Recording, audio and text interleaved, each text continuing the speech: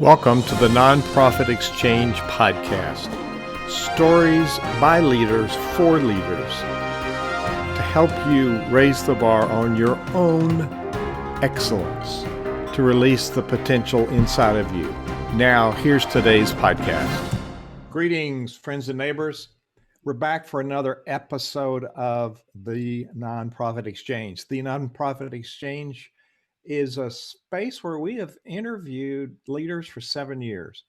And like the composer, British composer, conductor Ralph Vaughan Williams is known to have said, music did not reveal all of its secrets to just one person. Well, that could be said about a lot of things: leadership, nonprofit development. And how about tools and systems for your nonprofit? Our guest today is a longtime friend who we became separated for a while and reconnected recently. And I've looked behind the hood under the hood of this car, and all the wires are connected, and it's pretty amazing. So we're going to share some tools with you that are pretty amazing, and in my view, absolutely essential tools for creating the business part of the nonprofit or church or synagogue or mosque that you are responsible for leading. So I'm going to throw it to Burke Franklin. He's got a site and a tool and a bunch of tools. So I'll let him tell you a little about his background and what he does. So Burke, tell us about you and what you do. Well, it's a bit of a story to it, because otherwise this would sound like the complete accidental business to end up in. And I'm helping people build conscious businesses so they could start by accident but become consciously managed, if you will. And what I mean by conscious really is knowing what the right thing to do is. You're aware of what triggers you. You're aware of what affects other people. You're aware of your impact on people. And so I want people to build businesses that have a good impact on the world and are doing something good. So the idea is, if you've got an idea that you think will contribute to the world, I'm making tools to help you turn that into a successful company. And it started for me. I mean, I was working in Silicon Valley selling electronic components for Texas Instruments way back in the early 80s. And then I decided I want to be on the other side of the desk, and I'll try being a buyer. So I got a job at the Sharper Image catalog as the electronics buyer. And you remember the Sharper Image catalog? It's kind of a guy gadget type thing, and they send out 6 million catalogs a month. It was quite an operation. Anyway, so they liked how I described the parts of the products to the catalog department. They invited me to come over to the catalog department to be a catalog copywriter. So I would be the one telling you rugged titanium steel casing, submerged, all that stuff. And so, so I did that for a while. It was fun. But seeking to make some more money, I found a job selling word processors in Silicon Valley. This was back before PCs and Macs, and when PCs and Macs came along, that kind of blew away the word processor business. But then I started making literature, sales brochures, catalogs, kind of like all the literature and sales tools that I wished I had to sell the word processors with. But I took the concepts from the Sharper Image and brought them to Silicon Valley. Long story short, a friend of mine calls me up one day and says, "Hey, I need a business plan for Apple. Apple wants to buy my engineering software. They want to be sure that I'm going to be in business in a few years to support it, upgrade it, update it, all that. And they know that if I had a business plan, that I can demonstrate that my plan is to stay in business." And so I helped him put this together. Now, I didn't think much of business plans at the time. I saw it really as a glorified brochure or a glorified, document. And it wasn't really meant to be read as a novel. It was really more of a reference document. So the different people within Apple, different levels, different areas of interest, different responsibilities, biases, fears, expectations, all of that. We needed to cover all the bases so my friend's business would come across really as certainty that these guys were doing this. The SBA way back when did a survey, and they said of the businesses that failed, 60% had no business plan. So I think Apple must have known something like that, and that's why they wanted to see it. In fact, if you watch the Shark Tank, you see the contestant floundering on the stage there. They'll invariably ask him, "Do you have a business plan?" Because they know if they did, he could answer the questions. Anyway, long story short, we got the deal with Apple. And over the next year, people were coming to me with help with their business plans. They had some brilliant ideas, but their plan just wasn't convincing to investors. So I helped them, either the strategy of how to do that, just filled in the blanks, made it make sense, added the components that were missing, and they were winning their deals. Well, along the way in there, I discovered that really that business plans have a fundamental similar structure. It's kind of like, we're humans, even though we're all different. You can go into the hospital and we're fundamentally the same enough so a doctor can work on all of us the same way. Anyway, so given that, I thought I would do is I would take all this content I developed for my clients and I would combine it and redact anything proprietary. And instead of just leaving it blank for you to figure out what to say, I left in a variety of options of here's how one might finish this sentence, because it's easier, I believe, to edit than it is to write from scratch. So if you were faced with a blank sheet of paper, you'd be wondering, oh, what do I say? But if I've got something there already for you, you'd say, well, I'll say it like this, or I'll write it like that, or whatever. So it makes it a lot easier psychologically to just slide into what to say. Anyway, that became our Biz Plan Builder business planning software. And over the years, we added Marketing Builder, Publicity Builder, Employee Manual Builder, Safety Plan Builder, a whole bunch of sample business contracts, hundreds of spreadsheet tools to just do the math I certainly couldn't do in my head, but enables you to figure out a lot of things and make just better data-based decisions. At least even if they're your assumptions, you can see how they all add up and make a difference. And so, but somewhere along the way, we had 10 products in about 3,500 stores, doing about $12 million in business with 30 employees. But the goal was always to have everything working alike, working together in one big dashboard. And as the internet technology improved over the years, we're now in our third revision of our dashboard where all of our products have been integrated, and it takes about 5 minutes to learn how to use it. And so you write a business plan, and it's great for a nonprofit because you need a strategy, and this helps you put all the pieces together. And I think most donors come from business.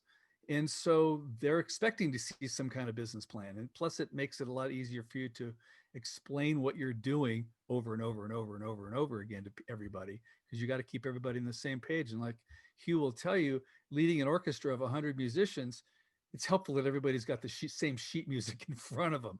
Otherwise, I don't know how you do it. So where do we go from there, Hugh? There's my story. That's how we got here. That's how you got here. And I've looked under the hood of this car, and it's pretty amazing what you've created over the years. And I would say in my 32 years of working with leaders, now these are entrepreneurs running a business. It might be a for-profit business. It might be a for-purpose tax-exempt business. It might be a church or synagogue. It might be an educational organization, and it might be a membership organization. One common factor is that they don't have the roadmap to success. In SynerVision, we call this a solution map. Now, I want to declare up front that Biz Plan Builder and SynerVision are working together. We're going to offer this to the clients we work with, the nonprofits we serve, as an add-on, because it really takes the hard part out of how do I think about this? What do I say? It kind of gives you a jump start. Like you said, here's what it looks like. And so you can add your own language to that.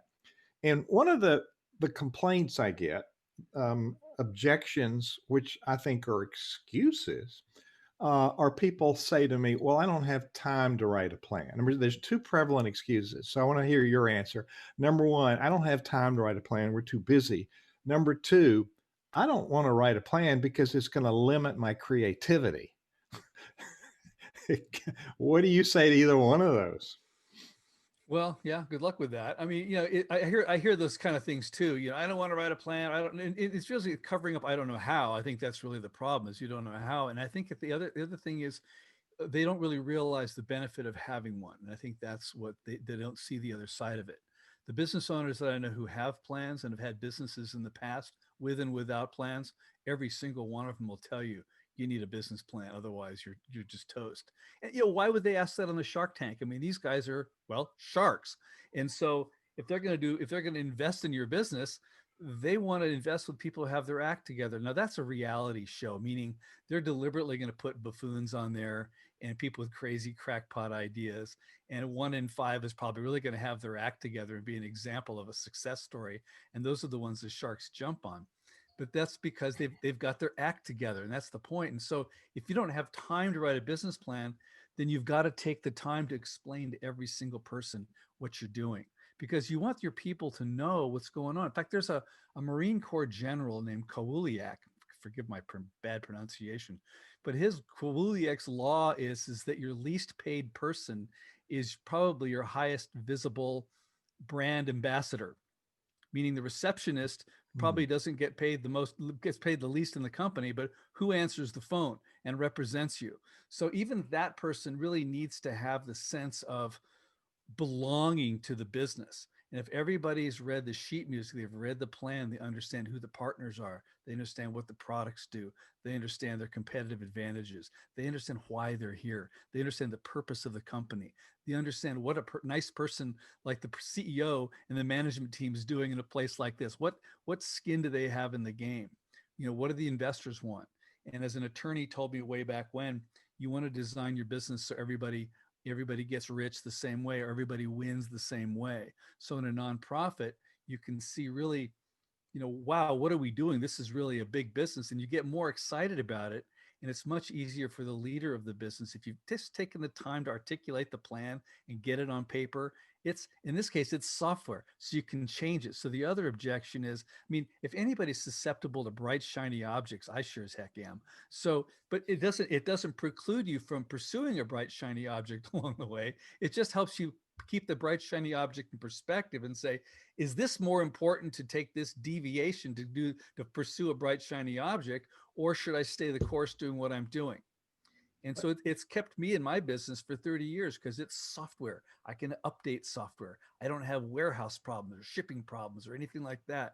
So it's just compelled me to stay in this business, and it helps you stay the course with the thing you really want to do. And if the bright, shiny object is a direction of a pivot you want to go, you can think about it. You can weigh it in the financial model and really see if it makes sense. The whole thing is to take 2 steps forward, not, or at least 1 step forward, not 2 steps forward and 1 step back. So take 1 good step forward, and it's really the benefit of this overall. And it's easy. It hasn't gotten it's easy it's ever going to be writing a business plan today with a software product. And you got invited to attend a business growth conference years ago. And the person presenting said, Burke, you got a software, talk a minute. Well, you were teaching that class because he's, hey, you teach it because you've done a deep dive into the concepts. Now, what people, we either don't have it or we put too much faith in a piece of paper. And so the way I perceive we're going to work together. We're not selling a product, people. We're just telling you about a system and why it's important. And if this makes it easier for you, it's like crazy inexpensive to find a tool that helps you accomplish a task. So it's a way to think about the future and how to get there.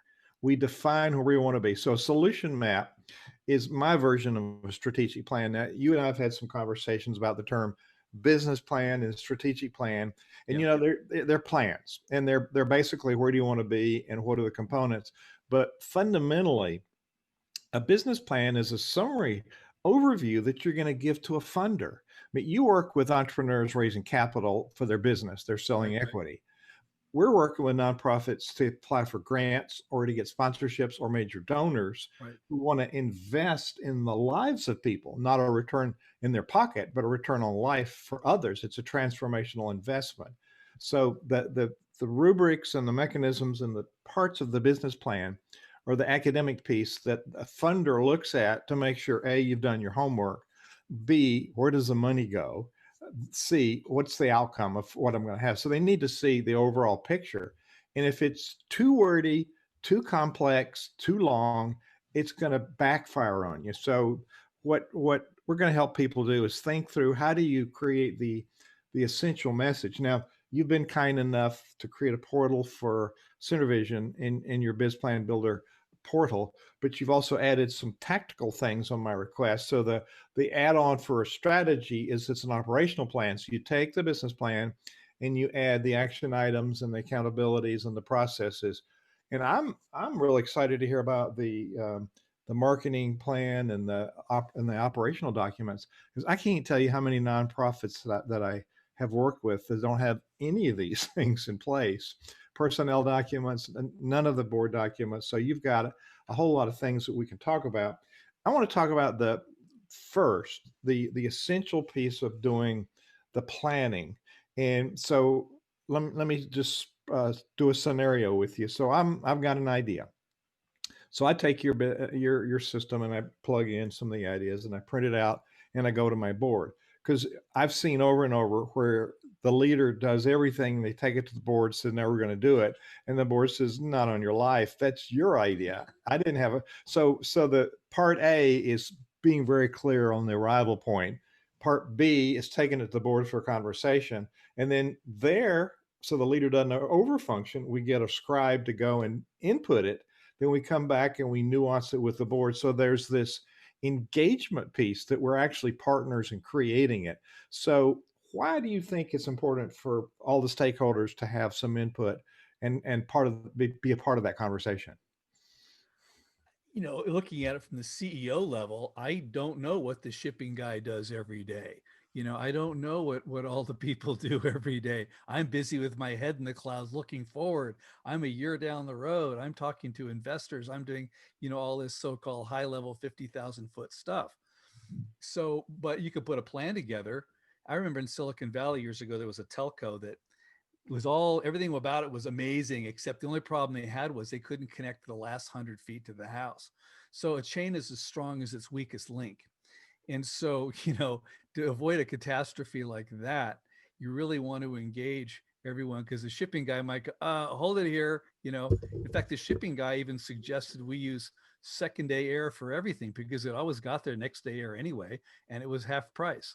So like, hey, good for him. Who knew?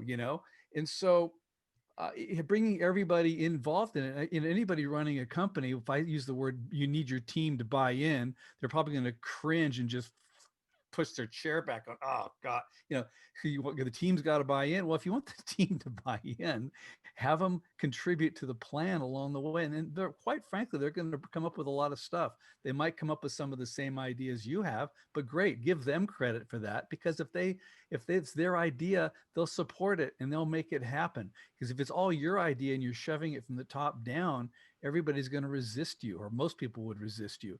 And so to avoid that, and if there's any discussion or disagreement, it happens in the document. So you can sort things out. And if you've got an idea you want to get on the list, you can get it in there. It may not be the top priority, but at least it's there. So you can see, okay, we've considered it. My idea is on the plan. Yay. So, and you want the diversity of ideas. We can get into the whole idea of diversity and inclusion. And I got to say, diversity is far more than skin deep. I want people who come from different backgrounds and different perspectives. And while I'll sit here and tell you, I think I'm the smartest guy in the room, it's humbling, been humbling over and over and over and over again. So I'll never say that again, but that other people have some really great ideas. Oh my God, that's a great idea. Cause I would write something and someone else said, well, I could perceive that this way.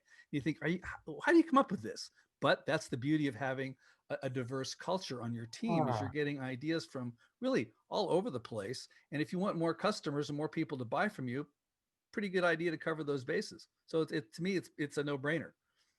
Well, it is, and it's both ways. I mean, you know what the people in the organization know, and they know what your ideas are, and then we create the accountabilities and the systems together.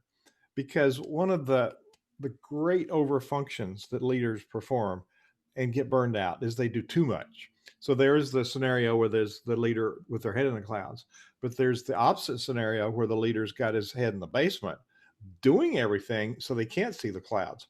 So there's an advantage to that leader being able to see the whole picture. And when you've got conversations with the doers, then they can do, because they know what's expected and they know where to plug in. So it's really, bottom line, it's an engagement tool for nonprofit leaders. They don't. So when they say, "I don't have time," well, they don't have time because they spend all their time telling people over and over what they could write down and people could read for themselves.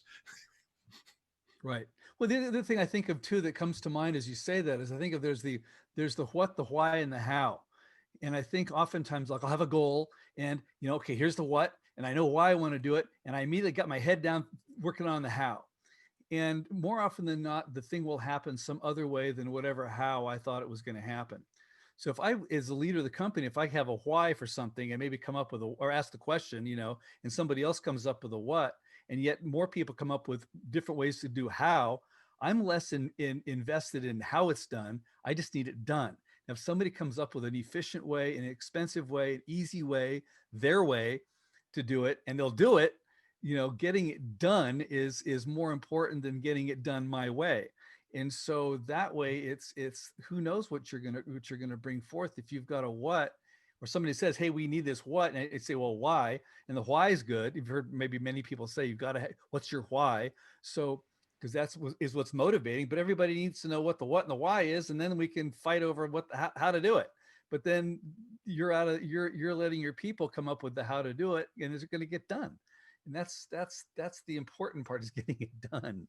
Well, if you go back to the orchestra analogy, like you started out with, so I step on the podium, boom. By the way, podium's from the word potus, foot. You stand on a podium. So I stand on the podium. One of my pet peeves, people misuse words. So I stand on the podium, I open up my music score. Well, everything that's going to happen is written in that score. Everybody in the orchestra has a part for them. It's their action plan. So I've got the strategy and there's the action plan. So they're going to implement, I'm going to lead. So I know everything's going on. And before I step into a rehearsal, which is like a board meeting, we don't often rehearse for success though. When I step into this rehearsal, we call a meeting, we have to define what kind of meeting it is, but it could be an implementation meeting. So we've got the strategy, we're going to do implementation, because even the best strategy, Bert, is a piece of paper. And so it's the integration. So we have things we can integrate. So the first duty and delight of the leader is to be prepared. So part of it is you're so well versed in all of these that you can nurture it and you can transfer it to others. We call that delegation, and it's a paradigm we have to get over. And it starts with this word nonprofit, which is basically a lie. It's a when you had a term that you brought up, we don't make profit, but we have proceeds. And we need to generate extra proceeds in order to grow our enterprise, to pay people so they can eat, to develop systems, and actually do the work that we're called to do. So I think the catalyst under this is the structure of what we do together. Now, having it virtual also means that you can update it on a regular basis. So, what is your advice on, we've created a plan, we start working, and then after a while we say, oh, we've learned a few things. So, what is your thoughts about how we revise and update, evaluate, revise and update the plan? Well, the system's totally modular. So if it's a marketing thing you're changing, or maybe it's a demographic profile you want to update, you just open up the demographic profile page and make some changes there. Now, what's the point of that? Well, then you can also make an announcement to the company. Hey, we've learned something about our demographics. You could inform the donors, you could inform potential donors, and you could make it into something where this is, hey, now we can help more people, something like that.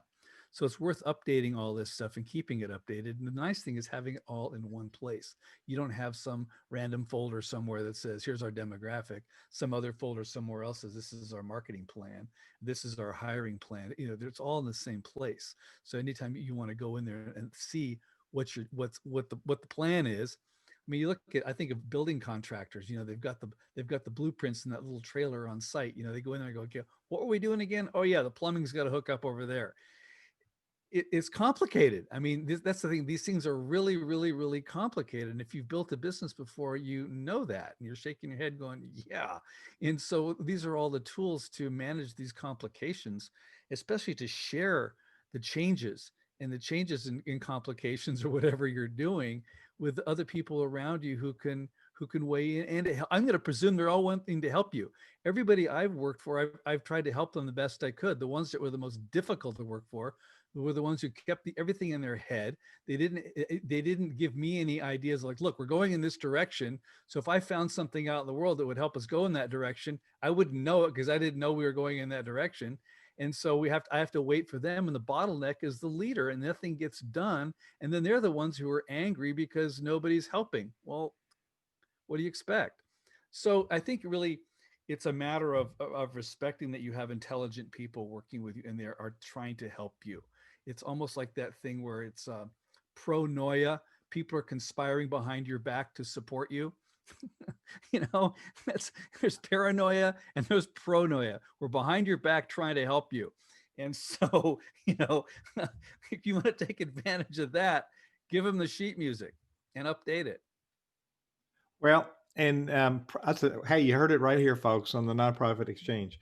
So if you're watching on Facebook, we have Burke Franklin as our guest today on the interview show we call The Nonprofit Exchange, and you can find it by going there, thenonprofitexchange.org. And Burke's expert in planning, really, and systems.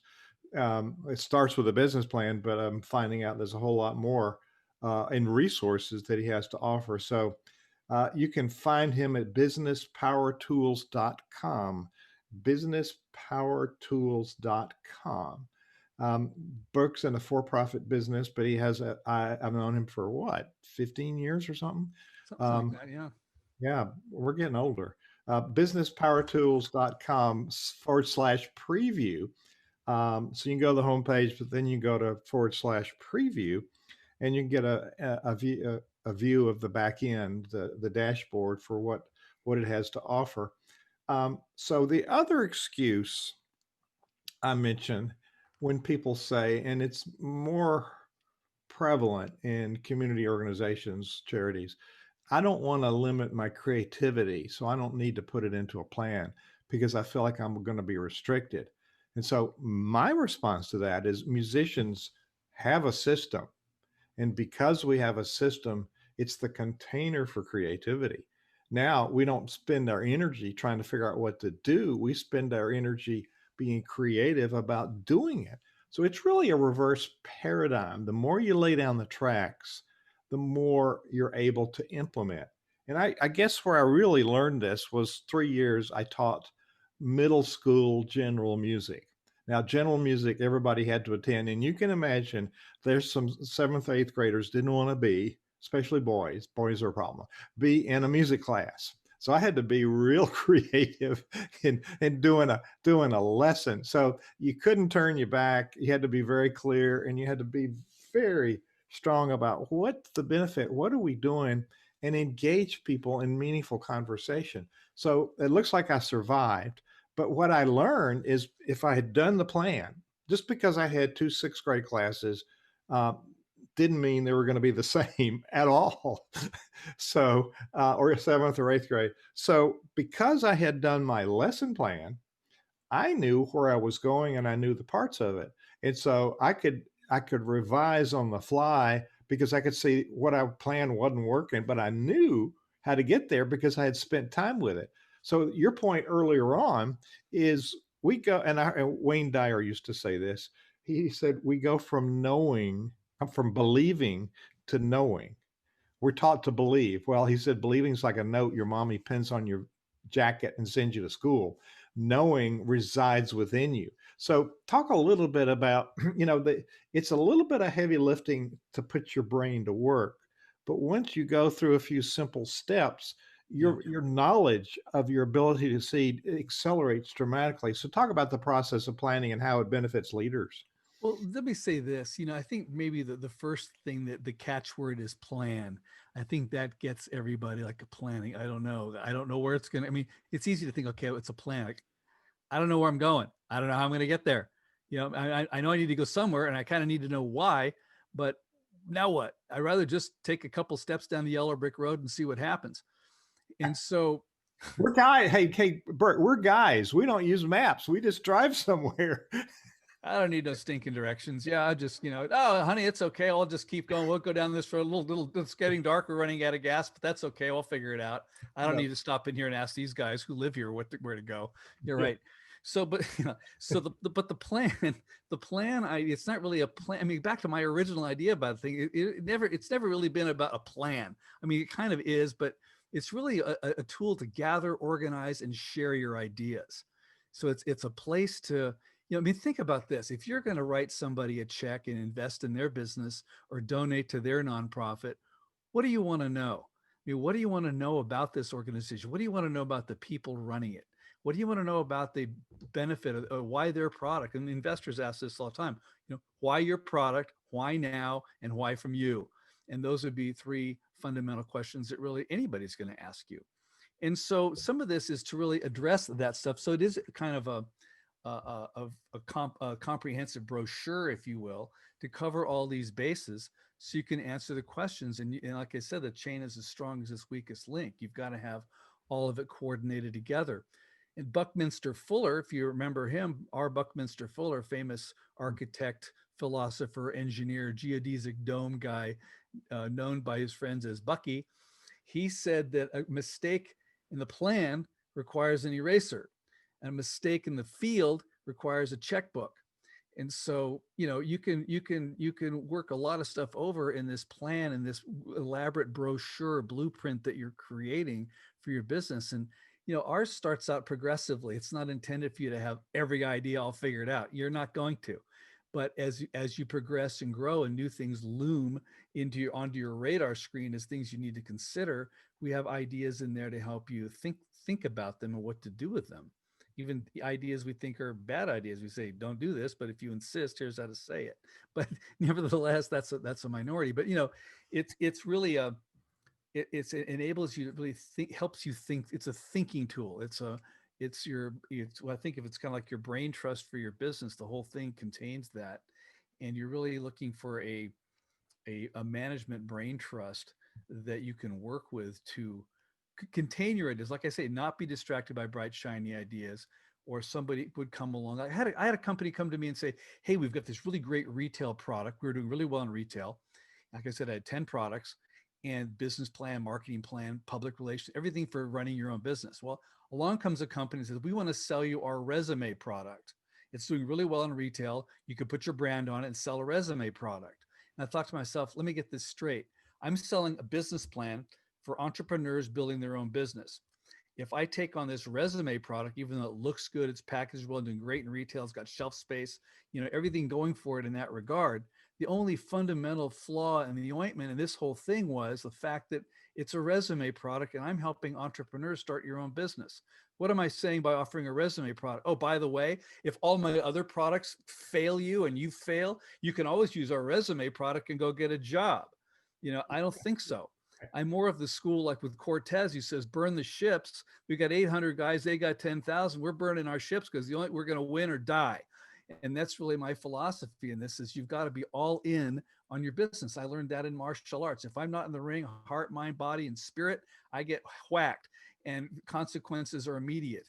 And if Hugh doesn't have the right music in front of somebody, all of a sudden, and everybody's playing in C and somebody else starts thinking they're in G sharp, you got a serious problem with the violinist in the third row.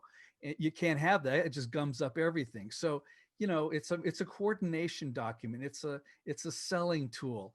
It's a planning document, but the planning almost is kind of like, your real purpose is to create this brochure piece to get everybody working together and in harmony, if you will, using Hugh's metaphor.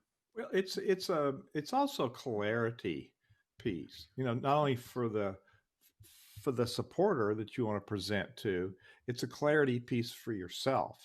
And so if you have to think through some of these major themes, then when you get in front, you've worked with entrepreneurs presenting to investors. Well, nonprofit leaders are presenting to investors as well, but these are people who are philanthropists and they're going to write you a check. Now, philanthropy takes several forms, but one very tangible form is they not only say, "Hey, I like what you're doing," but they say, "How much do you need?" So that conversion is building a trust, and I think what you've described here is going through the process of creating clarity, so you can speak directly to the questions, or your document has really answered the questions and met the objections of who you're presenting to before they even have a chance to bring them up. You've already answered them because you've gone through a system. What about that? Well, you probably realize you're competing with other nonprofits for donors philanthropy, right? And so, I mean, I hate to think, the donors got lots of money. They can donate to everybody. They cannot and they won't. And it's like any investor will do. They're going to bet on the jockey more than the horse. So if you've got three organizations who are feeding donkeys, for example, think of that example, good visual. Anyway, and I'm going to donate to one of them. Which one do I donate to? I'm going to donate to the one who's got their act together. And a business plan is certainly your first. That's why Apple wanted my friend's business plan. That was their one key bellwether of whether this company is going to be around in the future or not. Do they have a plan, and are they executing on that plan? And that's really, it's a competitive advantage with donors, I think, because like we said earlier, most of these donors, if they've got a lot of money, they probably made it in business, and they're used to seeing business plans. They're used to seeing, they want to see that most of the money goes to achieving whatever it is you're doing. In this case, feeding donkeys. They want, if 90% of the money goes to administration and overhead and 10% goes to carrots and vet bills, that's not exactly the nonprofit that I'd want to invest in. If I'm interested in saving and feeding donkeys, I want as much money to go to carrots and vet bills as possible. And so which one of you guys is doing that? Show me, prove it. Give me an example, name names. I mean, they've got to have, you're building a case is what you're doing. And I don't think it's too much to ask to spend a few days and going through the business plan and sorting out, okay, how do we build a case to, get everybody on the same page and dazzle the donors with what we're doing and inspire them to want to give. Absolutely. I think it's a credibility piece that shows that you've done your homework, your preparation, and so there's a relationship building, but there's also a fact piece to it. And so, um, when you're making a presentation, do you print the whole blooming thing and take it, or is there a way to export a summary document? What's your advice on? And when you go to talk to somebody, we've had lots of presentations over the years with professional fundraisers, and many of them say you leave the stuff in the car and you talk to somebody first. But at some point, they're going to ask for a document when they're serious, and you're going to be able to produce it. So, what does that first document look like? Well, the first thing you start out with is a 30-second elevator pitch, if you will, assuming you're the proverbial elevator for, I'll say, no more than 3 floors. Don't let anybody let you think you're in New York City going up 60 floors. You're going up 3. So it's got to be quick and tight. Okay, then in the idea of the elevator pitch is for the investor or the donor to say, I'd like to hear more. Would you come into my office? Or do you have a summary plan? And so it's all about getting that appointment. If you've got a summary plan, which would be the 2-page summary, meaning one piece of paper printed both sides, because that's psychologically one piece of paper, but it's two pages nevertheless. So you've got that. And then you go into their office and you've probably got some kind of keynote or PowerPoint slideshow where you can really make your case.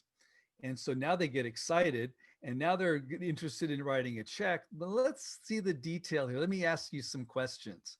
And this is where the Shark Tank guys can tell if the contestant has written a plan or not, because if they start floundering with the questions, now you got problems. And now it's like, oh, you really don't have your act together. You're a good flash in the pan. You sound good, but I'm not sure you can deliver. And that's, again, why Apple wanted my friend's business plan. They wanted to be sure you could deliver. And so the process of getting there from here would be to have the plan where you think through the whole thing, because you don't know what they're going to ask you. You don't know what they've been through in their life. Or they're going to say, I worked at this telco that got everything right except for the last 10 feet to the house and it died. Now, what are you going to, how are you not doing that? I mean, so, the ideas that these people come up with, it never ceases to be amazing. But if you've thought it through, you're definitely ahead. So, but yeah, you don't walk in with the whole plan. You have like a 2-page summary that just gives a quick, here's the problem. Here's how we're fixing it. Here's how many people have it. Here's what we think it's going to cost to do it. Here's how our thing is better. Here's why us, why now, why this product, why now and why us. And here's the people behind it, what we've done before. Here are our advisors and directors and some of our volunteers and like that and other donors. And it's a brief 2 pages overview. And if they're interested from there, then they're going to want to dive deeper into what you're doing. Okay, we have a hand for a listener who wants to. I want to open the mic for him and see if you want to hear. If it's okay if you want to get a question from Mr. Bob Hopkins, expert on philanthropy and a professional fundraiser in his career. Bob, can you hear us? I can. Can you hear me? I can. Yes. Well, he's from Dallas, Texas, and Burke is out there in California. Hi, Bob. Hi there. Nice to know you. Okay, so do you have a book, or is this .com what you have as far as business power tools is concerned?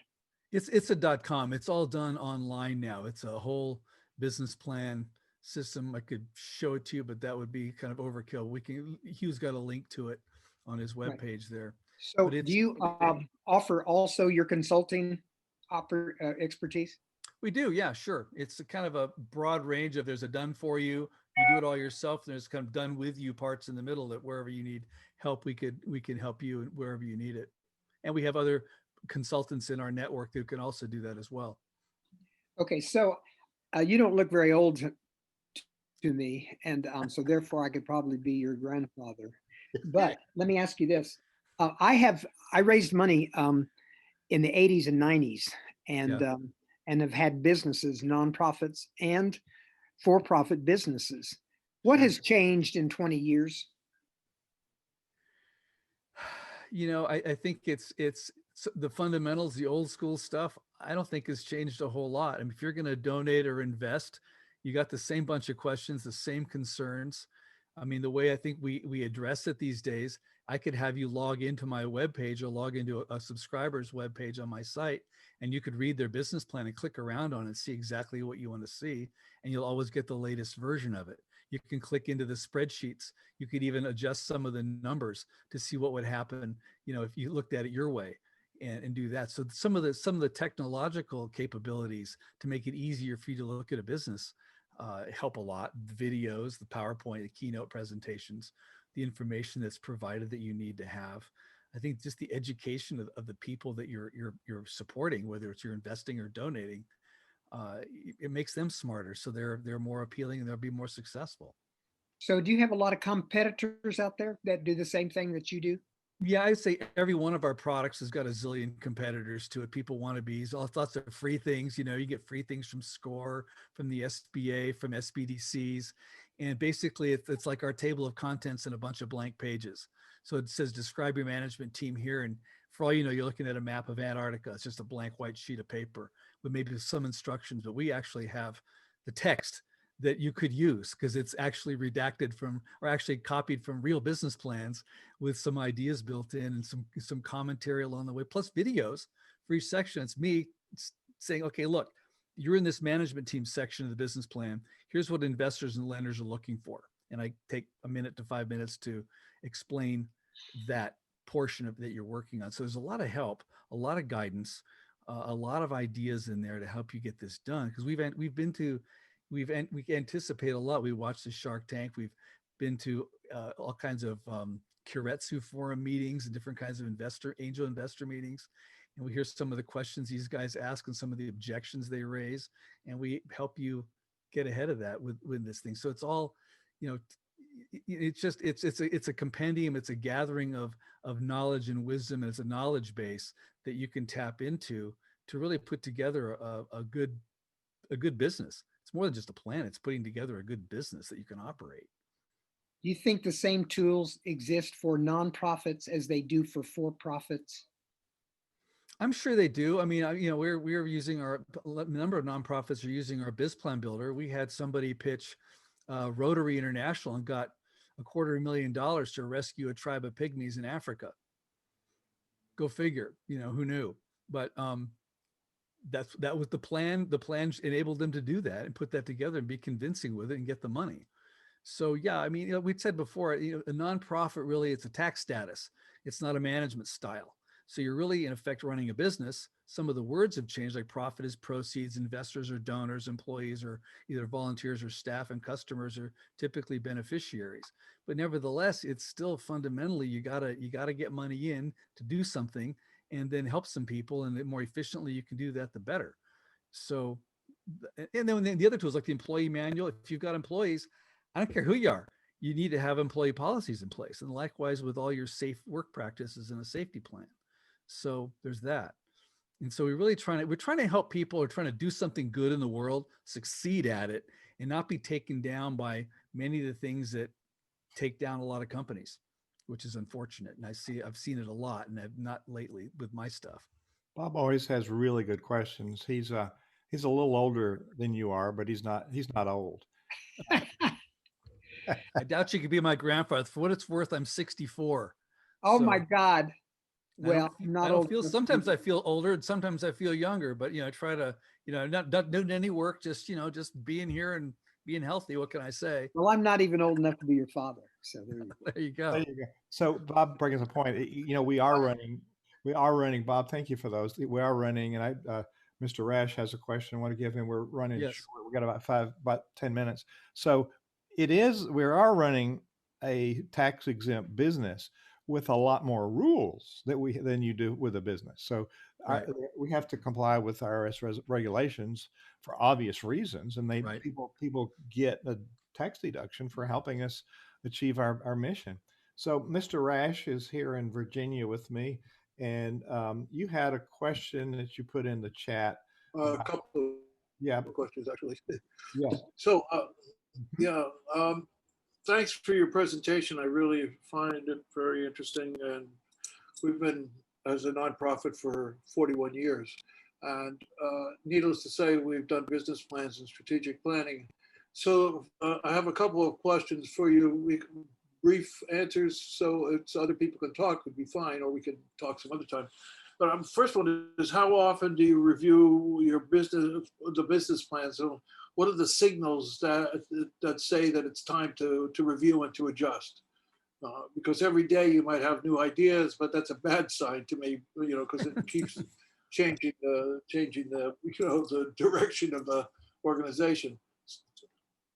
You could make a separate list of just bright, shiny objects that are distractions if you want to write those down Yeah, somewhere, exactly. just to have them on paper and get them out of your head. That way they aren't spinning around and they're like driving you crazy. That's one idea. But I would say certainly the business plan, you want to review it, the annual part of it somewhere in late fall, like October, November, maybe, just for kind of rethink what's next year, which I've sent an offer out recently for that purpose, to look at. A lot of people have their plans. I get that thing out and look at it.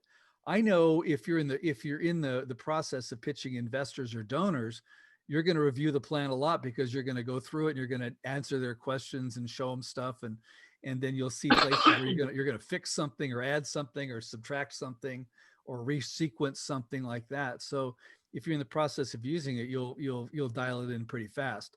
But I think also, as you onboard new people, you want to go through it with them. Part of it is for your own edification, and also the opportunity to make some updates you hadn't thought about in the last couple months, maybe. But I'd say probably every quarter, review it with your people. Certainly once a year, as you're thinking about what you're going to do next year.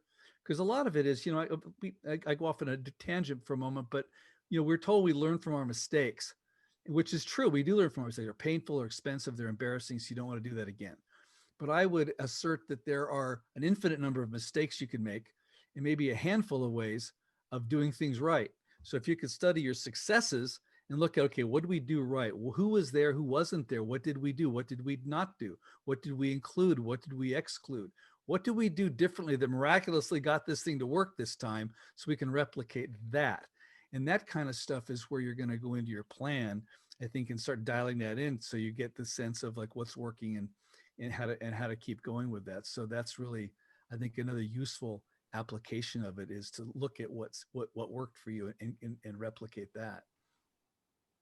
If I could just follow that up with, we do most of our work internationally, and specifically in the Middle East and North Africa, and the MENA region, and Central Asia, among other regions. We also do a lot of work for the State Department.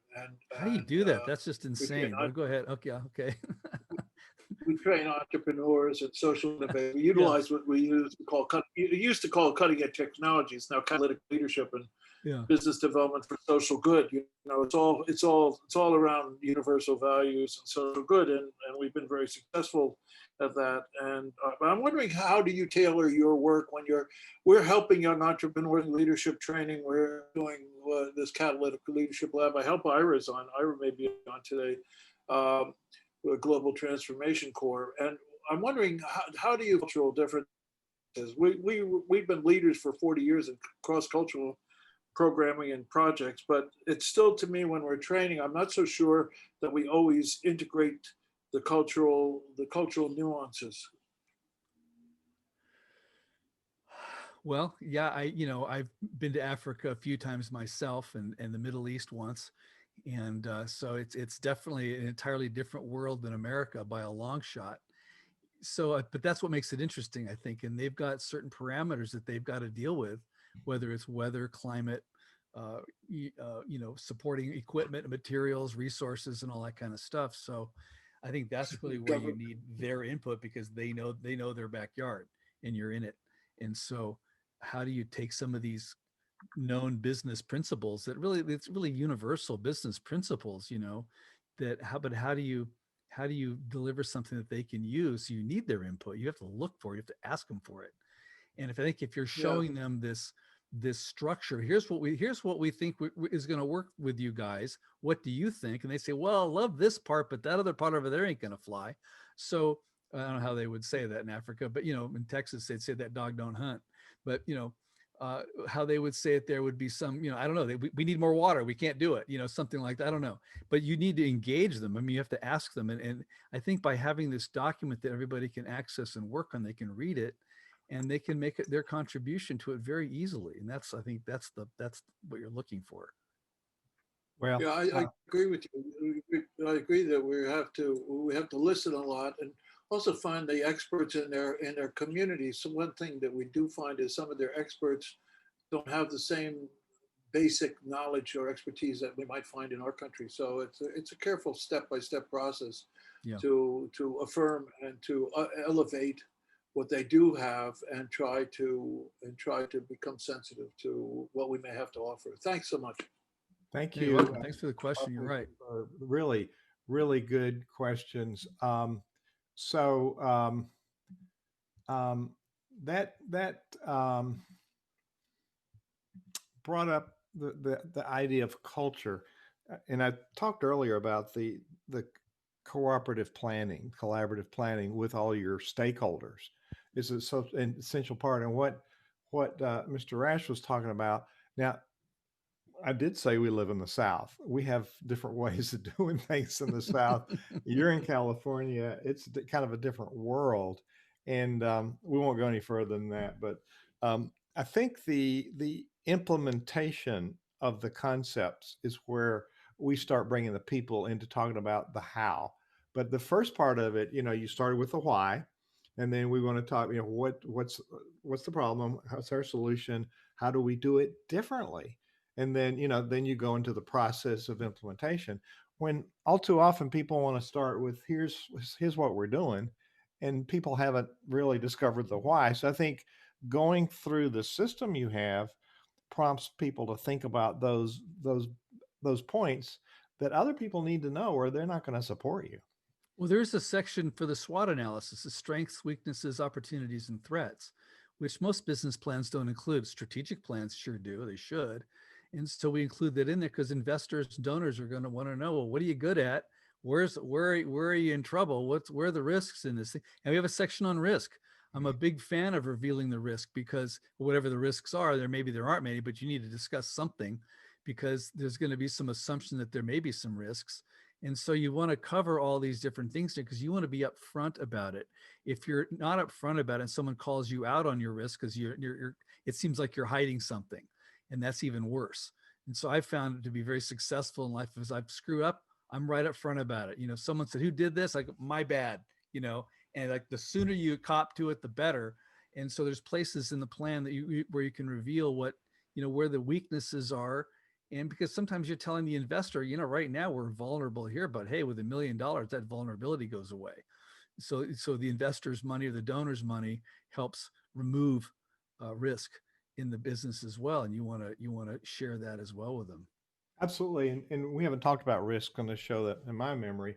In an equity investment pitch, the investor is required to sign a statement of risks, because you tell people if you invest, you're going to lose your money. You tell them right up front it's a high risk because you're an early stage company. We don't do that in nonprofit. And it's part of it's the myths that we've inherited, the myth of we can't take risks. Well, businesses can take risks. If we're going to get ahead, we need to innovate. We can't spend money on marketing. That's a myth. We can't pay good salaries. That's a myth. So part of going through, and like Bob asked, what's the difference? I think there's very little difference. If we treated the nonprofit more in a business manner, maybe the business people would respond to us in kind because they're aware of the risk, and maybe they're uncomfortable even presenting it to you because they don't want to pop your bubble, but they sure aren't going to fund you. So I think, yeah, what the points you brought up are things we must get on the table and talk about, and they're hard. And I'm learning some things today, and I've been doing this a long time. So Burke, we've not talked for too long, so we've got about 2 minutes left. Is there so the different components that we have in the biz plan builder, you've got, of course, the business plan, and you're adding some stuff that's tactical stuff that would make it a strategy Right. document that would make it an organic document. And I heard you had personnel. What other things do you have in there? Well, there's a CRM system built into that subscription. So no matter what you subscribe to this, you get the CRM system, which is as good as any. I mean, there's a lot of them out there, but we're not trying to compete with Salesforce or Infusionsoft or Entreport or those guys. It's not marketing automation, but you're not going to keep track of your volunteers and your VIPs and those kind of people and packaging vendors and like that in a marketing automation system. So it's a pretty cool thing to have there. We've got a number of the documents, if you get the full subscription, there's the employee policy manual. And then there's a section of documents in there in case you need to let somebody go. You never know what's going to happen. That's always a bugaboo that gets people. And I will say one thing about, if you're going to fire somebody, remember to do it with dignity. You must enable them to save face. That is the one key ingredient that will fetch a lawsuit faster and make your head spin. If you do something and you just embarrass them or you violate their dignity. So I'm just saying. So there's that. So there's a whole bunch of documents to make sure you don't do that. Plus that little brief lecturette there on that subject.